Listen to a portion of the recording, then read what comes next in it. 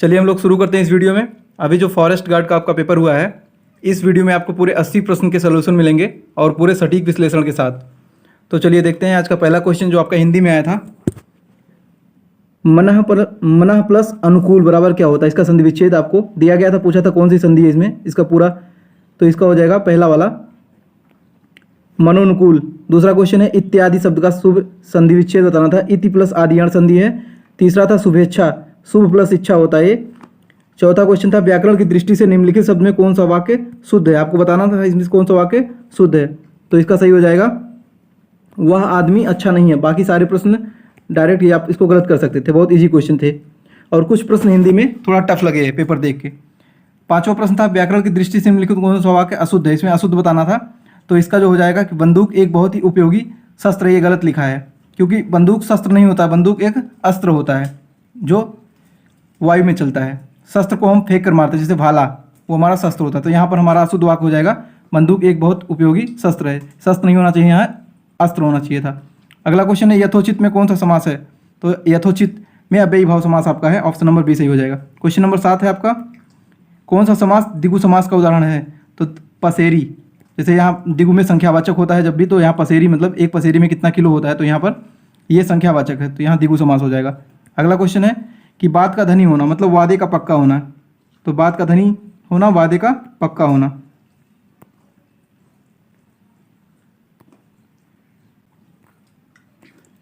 Next question देखते हैं नद्यागम, इसका संधि विच्छेद आपको करना था, तो नदी प्लस आगम हो जाएगा, ऑप्शन नंबर सी वाला नदी प्लस आगम। चलिए अगला क्वेश्चन 10वां देखते हैं। पशु चर रहे हैं, ठीक है, इस वाक्य में संज्ञा आपको बताना है, तो पशु जो है जातिवाचक संज्ञा, ऑप्शन नंबर बी सही हो जाएगा। 11वां है कौन सा वाक्य जो है इसमें भाववाचक संज्ञा है, तो देखिए जो है मित्रता, बुढ़ापा, चतुरता, ये सब भाववाचक होते हैं, ऑप्शन नंबर सी सही हो जाएगा। पराधीन में आपका पूछा उपसर्ग, तो पराधीन में आपका परा उपसर्ग होता है, ऑप्शन नंबर सी इसका सही उत्तर है, परा उपसर्ग होता है, पर नहीं होता है।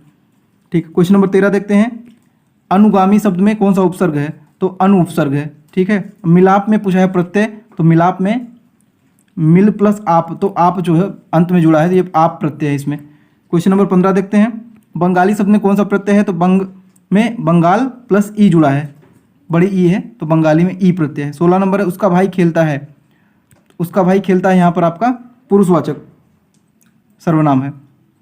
अगला क्वेश्चन है निम्नलिखित में से कौन सा प्रश्नवाचक सर्वनाम है, ठीक है, उदाहरण नहीं है, आपको बताना है इनमें से कौन सा प्रश्नवाचक नहीं है, तो आप सबको पता होगा कब, किन्हें, कहाँ, ये सब प्रश्नवाचक है, लेकिन उसको जो है ये प्रश्नवाचक सर्वनाम नहीं है उसको।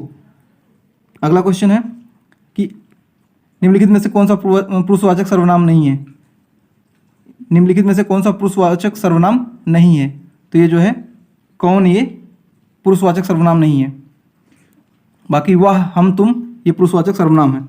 अगला क्वेश्चन गौरी शंकर में पूछा है किस समास का उदाहरण है, तो गौरी शंकर में बहुव्रीहि समास है। क्वेश्चन नंबर 20 है निम्नलिखित में से कौन सा द्रव्यवाचक संज्ञा है, तो ये आपका ठंड जो है द्रव्यवाचक संज्ञा है। चलिए क्वेश्चन 20 हो गया, अब क्वेश्चन नंबर 21 देखते हैं। क्वेश्चन नंबर 21 है कि मैंने एक बूढ़े आदमी को देखा जो बहुत बीमार था, वाक्य में किसका उदाहरण है, तो ये आपका मिश्र वाक्य है, यहाँ पर जो है जो सो जब भी लग जाएगा तो वहाँ पर मिश्र वाक्य हो जाता है। अगला क्वेश्चन निम्नलिखित में कौन सी प्रेमचंद की कृति नहीं है, तो कर्म भूमि, शतरंज के खिलाड़ी, मानसरोवर ये प्रेमचंद की है, लेकिन मैला आंचल जो है ये फणीश्वर नाथ रेणु की ये पुस्तक मैला आंचल इनकी कृति है, तो ये क्वेश्चन इसका ऑप्शन हो जाएगा option number D. Question number 23 देखते हैं आना जाना में कौन सा विराम लगेगा, तो आना जाना में डैश होता है, जो योजक चिन्ह बोलते हैं उसको, तो ऑप्शन नंबर ए हो जाएगा, योजक चिन्ह लगता है। क्वेश्चन नंबर 24 में आगे बढ़ते हैं हम लोग। निम्नलिखित में से किस वाक्य में विराम चिन्हों का सही प्रयोग हुआ है, इसमें पूछा है कि आपको सही प्रयोग कहाँ हुआ है वही बताना है, ठीक है, तो इसका सही उत्तर हो जाएगा निम्नलिखित में से किस वाक्य में विराम चिन्हों का सही प्रयोग नहीं हुआ है पूछा है, तो पहले में हुआ है, बिल्कुल सही बात। राम राम उसने यह क्या कर दिया, देखिए यहाँ उसने यह क्या कर दिया, यहाँ पर आपको ये फुल स्टॉप लगा, लेकिन ये आपका गलत है, तो उसका सही क्या हो जाएगा, यहाँ क्वेश्चन मार्क लगेगा, क्योंकि यहाँ उसने यह क्या कर दिया, क्या मतलब क्वेश्चन मार्क, तो ऑप्शन नंबर सी हो जाएगा। परिपत्र कब जारी किया जाता है, ऑप्शन नंबर बी सही है, बैठक के लिए महत्वपूर्ण निर्णयों को कार्यान्वित के उद्देश्य से एक जो परिपत्र आपका जारी किया जाता है। Question number 25। 26 वाला देख लेते हैं कि शायद कल निकुंज यहाँ आए, इसमें कौन सा, ये किस चीज़ का उदाहरण है, किस वाक्य का, तो ये जो आपका संदेहवाचक है, क्योंकि पता नहीं संदेह है, शायद कल आए या ना आए, तो शायद कल निकुंज यहाँ आए, यहाँ पर संदेहवाचक वाक्य हो जाएगा। क्वेश्चन नंबर 27 देखते हैं। गीता ने कहानी लिखकर पुरस्कार प्राप्त किया। ये आपका ये सरल वाक्य है, ठीक है, सिंपल सेंटेंस है। गीता ने कहानी लिखकर पुरस्कार प्राप्त किया। अब क्वेश्चन नंबर 28 से लेकर 31 तक आपका पैसेज, उसको पढ़ के उत्तर देना था और मैं आपको उत्तर बता देता हूँ इसका। क्वेश्चन नंबर 28, कर्म करने में आनंद किस कारण से मिलता है? तो कर्म करने में कर्म फल, व्यक्ति या वस्तु पर ध्यान केंद्रित होने से उसका जो है आनंद मिलता है। अगला, सच्चे वीर कौन होते हैं? तो जो फल पाने के लिए उत्साह दिखाते हैं। ऑप्शन नंबर ए हो जाएगा, ऑप्शन नंबर ए हो जाएगा। तो ये 29 तक का हो गया है। आगे बढ़ते हैं क्वेश्चन नंबर 30 पे। देखिए क्वेश्चन नंबर 30 आपका कि उत्साह के मार्ग में कौन सी बड़ी रुकावट है? ये भी आपका वहीं पैसे से आया है, तो आलस जो है बहुत बड़ी रुकावट है। क्वेश्चन नंबर 31, सच्चा उत्साह वही होता है जो मनुष्य के कार्य के करने के लिए प्रेरणा देता है। रेखांकित उपवाक्य में आपको उपवाक्य इसमें कौन किस प्रकार का है? तो यहाँ अंडरलाइन कर दिया, मनुष्य को कार्य करने के लिए प्रेरणा जो दे, ठीक है। तो मनुष्य को जो कार्य करने के लिए प्रेरणा देता है उसके लिए आप विशेषण उपवाक्य मान सकते हैं। अगला क्वेश्चन है 32, पत्नी शब्द का पर्यायवाची सभी को पता होगा, भार्या और प्राण प्रिया, ये पत्नी का पर्यायवाची है। अभय और उभय इनके जो है समरूपी भिन्नार्थक पूछा है। तो अभय का मतलब होता है जो ना डरे, निडर हो, और उभय मतलब दोनों, उभय लिंग जैसे होता है जिसमें स्त्रीलिंग पुल्लिंग दोनों हो, तो उभय आप उभय लिंग बोलते हैं। तो वही चीज़ यहाँ पूछा गया, उभय का मतलब दोनों, अभय का मतलब निडर। क्वेश्चन नंबर 34, चपला और चपल पूछा है। चपला मतलब होता है बिजली और चपल मीन्स होता है तेज, ठीक है। तो ऑप्शन नंबर ए सही हो जाएगा। 35 देखते हैं। आपकी 80 प्रश्न है, 80 प्रश्न आप लोग पूरा वीडियो देखिएगा, सारे सोल्यूशन आपको बताए जाएंगे हिंदी के। फिर इसके बाद वाली जो वीडियो आएगी उसमें जो है जीएस और जीके के 60 प्रश्न देखेंगे हम लोग। तो सही अर्थ वाले श्रुति सम विन्यार्थक युगल का चयन करना था। तो इसमें हो जाएगा शीत और शीत, शीत मतलब ठंडा और शीत मतलब होता है तेज किया गया। 36 का है करुण का विलोम निष्ठुर, आपका सही विलोम है, इसमें सही पूछा था। बाकी आस्तिक का नास्तिक, संकल्प का विकल्प, सुदूर का जो है पास होता है, नज़दीक होता है। 37 का है केंद्रित और अधिकता में प्रत्यय आपको बताना है। तो केंद्रित में इत प्रत्यय है और अधिकता में ता प्रत्यय है। अली शब्द के अनेकार्थी, अली मतलब जो है भंवरा और कोयल, ठीक है, अली मीन्स भंवरा और कोयल। क्वेश्चन नंबर 39 देखते हैं अब। 39 है किस शब्द का वर्तनी सही है, ठीक है। तो इसमें आपको सही बताना था। तो निम्नलिखित में से किस शब्द की वर्तनी सही है? तो ये विधाता आपका सही है। क्वेश्चन नंबर 40 है किस वर्तनी का सही है? तो ये होता है चहार दीवारी, ऑप्शन नंबर बी आपका सही है, चहार दीवारी, ठीक। निम्नलिखित में कौन सी वर्तनी सही है? तो इसका होता है कौतूहल, ऑप्शन नंबर सी, कौतूहल बड़ा होता है तू, ठीक है। क्वेश्चन नंबर 41 हो गया। 42 देखते हैं। महेश गीत गा रहा था, ठीक है, अभी गीत गा रहा था, कंटिन्यू, अभी काम पूरा नहीं हुआ है, इसलिए जो है अपूर्णभूत है, काम चल रहा है, कंटिन्यूअस है। क्वेश्चन नंबर 43, सत्संग में जाने के बाद मन को शांति मिली है, यहाँ पर आसन्न भूत है, ठीक है। कोई काम, जैसे मैं नहा कर आया हूँ, मैं खाना खा कर आया हूँ, तो यहाँ पर कहा है कि सत्संग में जाने के बाद मन को शांति मिली, मतलब अभी भी कोई काम समाप्त हुआ है, तो वहाँ आसन्न भूत होता है। क्वेश्चन नंबर 43 का बी ऑप्शन।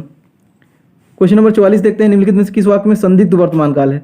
तो ठीक है, रीना पढ़ती होगी, यहाँ पर संदिग्ध है, क्योंकि हमको नहीं पता रीना पढ़ती होगी नहीं पढ़ती होगी, यहाँ संदिग्ध है, तो रीना पढ़ती होगी। क्वेश्चन नंबर 45 देखते हैं। चरण कमल बंदो हर राई, ठीक है, इसमें कौन सा अलंकार है? आप सब बचपन से पढ़ते होंगे, चरण कमल बंदो हर राई, जहाँ यहाँ पर जो है रूपक अलंकार हो जाएगा। क्वेश्चन नंबर 46, जानने की इच्छा रखने वाला जिज्ञासु, जानने की इच्छा रखने वाला जिज्ञासु। क्वेश्चन नंबर 47, निम्नलिखित में से कौन सा स्त्रीलिंग है?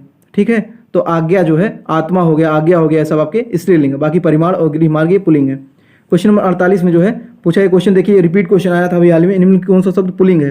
पूर्ति, अभिव्यक्ति, छवि और विवाह।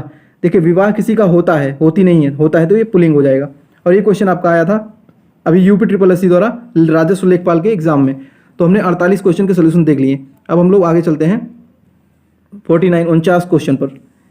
ठीक है, 49 किस विकल्प में सही विलोम युग में है? तो तरुण, तरुण का होता है किशोर, तरुण मतलब नवयुवक बालक, किशोर मतलब उसका अपोजिट हो जाएगा विलोम, तो ये सही है। 50 का आविर्भाव, तिरोभाव विलोम शब्द। 51 में क्या करना, विलोम युग में कौन सा इसमें सही नहीं है, जो गलत है? तो गुप्त, गुप्त मतलब प्रकट होना, लेकिन यहाँ गुप्त का मुक्त दे दिया, जो मुक्त का ग्रस्त होता है, तो ये आपका गलत है। बाकी अमावस्या का पूर्णिमा, आचार का अनाचार, कुटिल का सरल, ये जो आपका सही है। क्वेश्चन नंबर 52 देखते हैं। क्वेश्चन नंबर 52 है कोप का विलोम शब्द क्या होगा? कोप मतलब जो होता है किसी पर गुस्सा करना। ठीक है, तो इसका जो विलोम हो जाएगा वो हो जाएगा कृपा करना। लहू का समानार्थी पूछा है। ठीक है। लहू जो है शोणित होता है, लहू मतलब रक्त होता है, रुधिर होता है, शोणित होता है, तो ऑप्शन नंबर बी सही हो जाएगा। अनी, अनी शब्द का सही पर्यायवाची आपको बताना है। तो अनी की मतलब होता है सेना होता है, कटक होता है, दल होता है, तो अनी का मतलब ऑप्शन नंबर सी 54 का हो जाएगा। क्वेश्चन नंबर 55 देखते हैं हिंदी में। वनिता शब्द का पर्यायवाची क्या होगा? ठीक है, वनिता शब्द का पर्यायवाची, तो वनिता शब्द का पर्यायवाची होता है महिला होता है। ऑप्शन नंबर ए आपका हो जाएगा, 55 का ए हो जाएगा। अगला है उपकार को मानने वाला, तो उपकार को मानने वाला कृतज्ञ और उपकार को ना मानने वाला वो कृतज्ञ होता है। ऑप्शन नंबर बी आपका सही हो जाएगा, 56 का। अगला देखते हैं क्वेश्चन नंबर 57, जो दिखाई ना दे, ठीक है, वो अदृश्य होता है। 57 का ए वाला हो जाएगा, जो दिखाई ना दे अदृश्य। क्वेश्चन नंबर 58 देखिए, 58 से लेकर 61 तक आपके पैसेज हैं और वहाँ से क्वेश्चन आपको करने हैं। मानव के लिए जीवन एक लंबी मृत्यु कब बन जाता है? तो ठीक है, तो इसमें आपको इच्छाओं के बढ़ने पर वहाँ से करना था क्वेश्चन।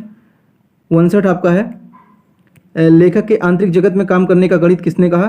तो इच्छा ना करने को ये कहा। यहाँ से प्रश्न आप देख लीजिएगा। 61 तक आप लोग कर लिए होंगे। और 62 से हम लोग देखते हैं 62 का सलूशन क्या है। लालसा शब्द के दो पर्यायवाची हैं। लालसा मतलब होता है इच्छा, उत्कंठा, आकांक्षा, ये आपके जो है, तो आप 65 का आपका ऑप्शन नंबर ए हो जाएगा, इच्छा या आकांक्षा इसके जो है पर्यायवाची हैं। अब लास्ट वाला पेज हम लोग देखेंगे 63 से लेकर 80। देखिए 63 नंबर क्वेश्चन आपका है कि भारतीय शब्द का आपको जो है बहुवचन बताना था भारतीय का, तो हो जाएगा भारतीयों, ऑप्शन नंबर बी। 64 है कि जाति शब्द का बहुवचन, तो जाति का जातियाँ होता है, सिर्फ एक बिंदी होती है, चंद्रकांत नहीं होती, तो ये वाला गलत है। तो 64 का डी वाला हो जाएगा, जातियाँ, सिर्फ एक बिंदी रहेगा। निम्न में से कौन सा शब्द तत्सम नहीं है? तो फूल आपका तद्भव है। निम्नलिखित में से कौन सा शब्द तत्सम है? तो इसमें जो है तत्सम शब्द आपका कृपा है। देखिए कृपा आपका तत्सम है और इसका अगर आप तद्भव करेंगे तो कृपा ऐसे हो जाएगा, ये आपका तद्भव होता है। ठीक है, क्वेश्चन नंबर 67, 67 नंबर क्वेश्चन पे आते हैं हम लोग। निम्नलिखित में से कौन सा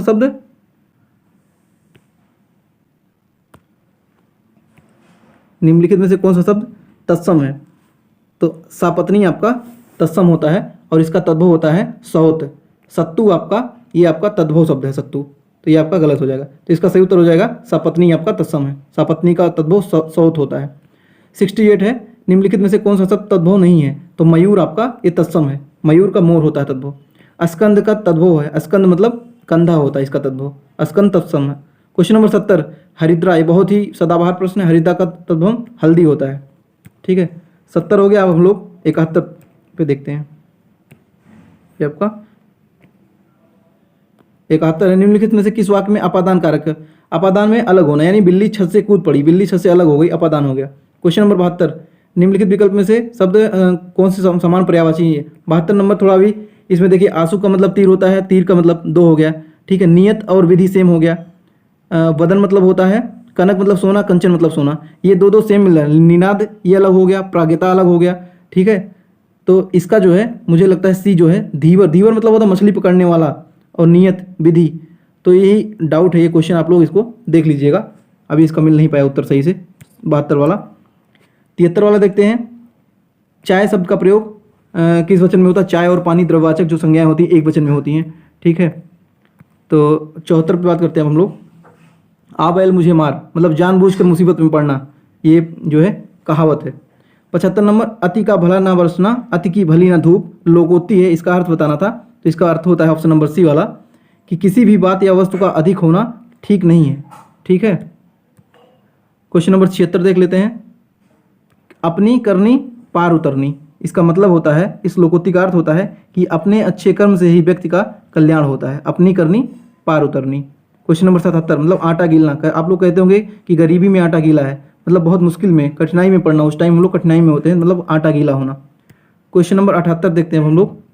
फूंक फूंक कर पैर रखना, मतलब सोच विचार कर काम करना, ऑप्शन नंबर डी सही है। 79 79 देखते हैं। वह चम्मच से चावल खाता है, मतलब करण कारक, कर्ता ने कर्म को करण से के द्वारा, यानी चम्मच के द्वारा वह चावल खाता है। ठीक है, तो करण कारक हो जाएगा। अगला है, गहने अलमारी में हैं, तो आप सबको पता होगा सप्तमी अधिकरण में, पै पर ऊपर, यहाँ पर सप्तमी विभक्त होता है। तो ये 80 प्रश्न हमने जो है हिंदी के देखे। उम्मीद करता हूँ आपको वीडियो पसंद आया होगा। अगर आपको कहीं त्रुटि लगे या कुछ कोई वीडियो में प्रॉब्लम्स हो, आप कमेंट में उसको कमेंट कर दीजिए, आपके कमेंट को हम पिन कर देंगे अगर कोई गलती होगी। ठीक है, बाकी हमने अपने आपसे वीडियो क्वेश्चंस को सर्च करके ये वीडियो आपको बनाया है, आंसर की जारी किया है। ये हिंदी के 80 प्रश्न के सटीक एनालिसिस के साथ मैंने वीडियो आपको दिया है। इसके बाद वाली जो वीडियो आएगी उसमें 60 प्रश्न आपके जीएस के सोल्यूशन रहेंगे। अगर वीडियो अच्छा लगे वीडियो को लाइक कीजिए, चैनल द 5HD को आज ही सब्सक्राइब कीजिए। मिलते हैं अगली वीडियो में फॉरेस्ट गार्ड जीएस के साथ। तब तक के लिए नमस्कार, जय हिंद, जय भारत।